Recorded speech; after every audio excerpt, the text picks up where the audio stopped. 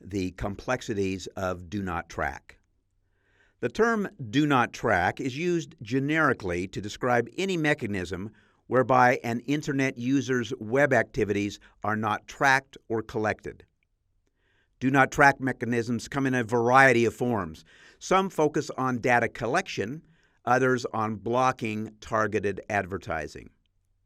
For decades, individual advertisers and some advertising networks allowed consumers to opt out of receiving targeted advertisements through the use of web cookies, which consumers could obtain from the advertiser.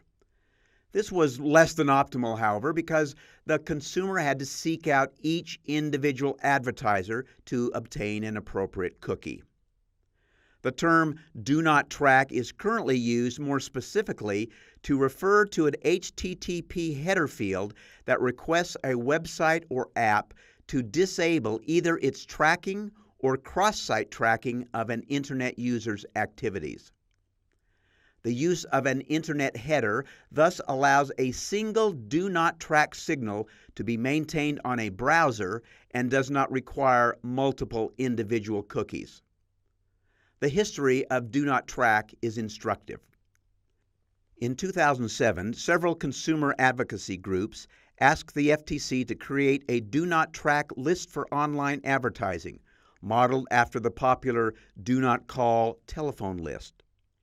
Nothing came of the request until mid-2010 when the FTC announced it was formally exploring a do not track list.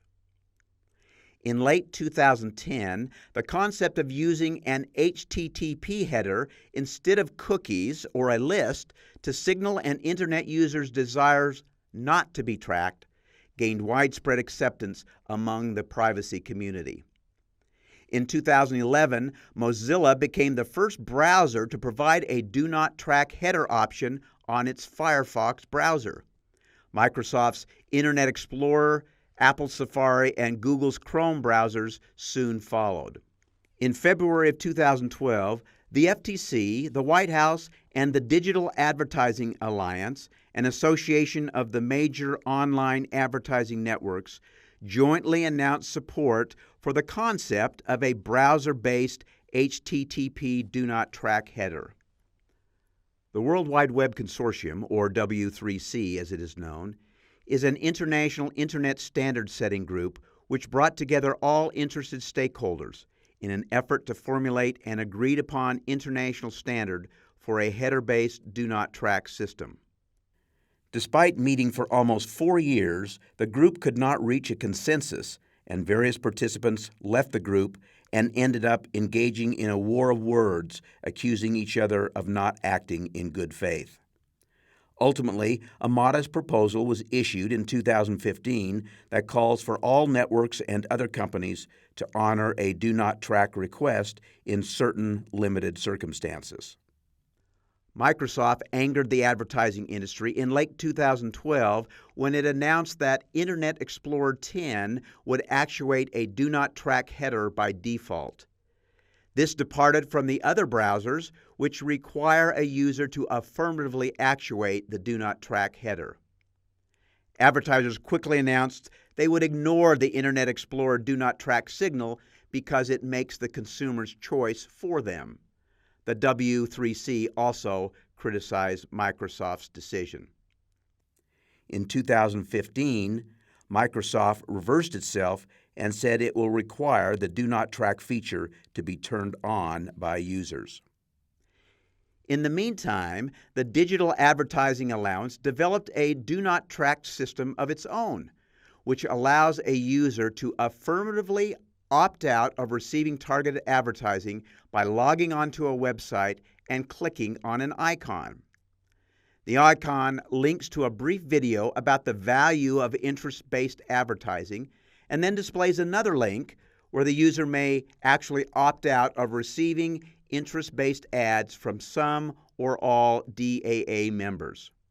The user's Internet activity is still tracked, but no ads are received based on the browsing history.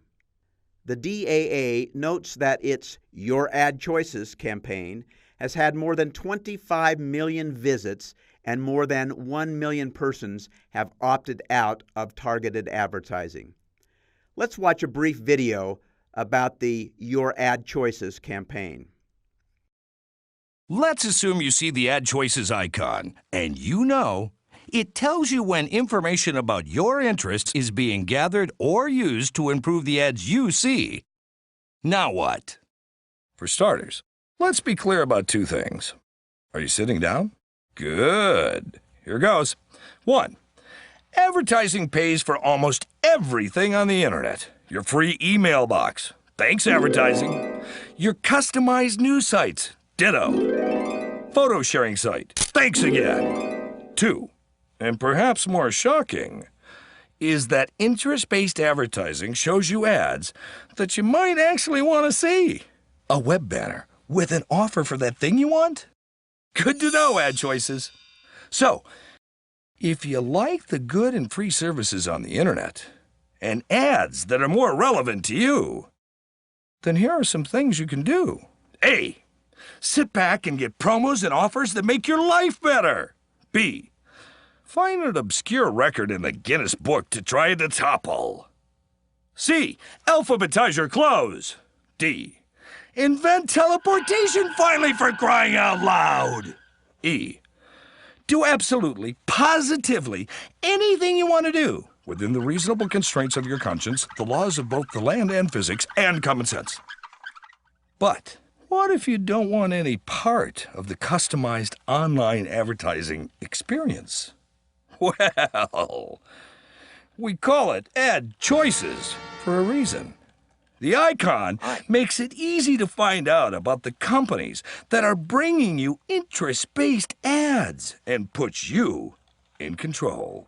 So, if you're not interested in interest-based advertising, you can opt out at any time. How?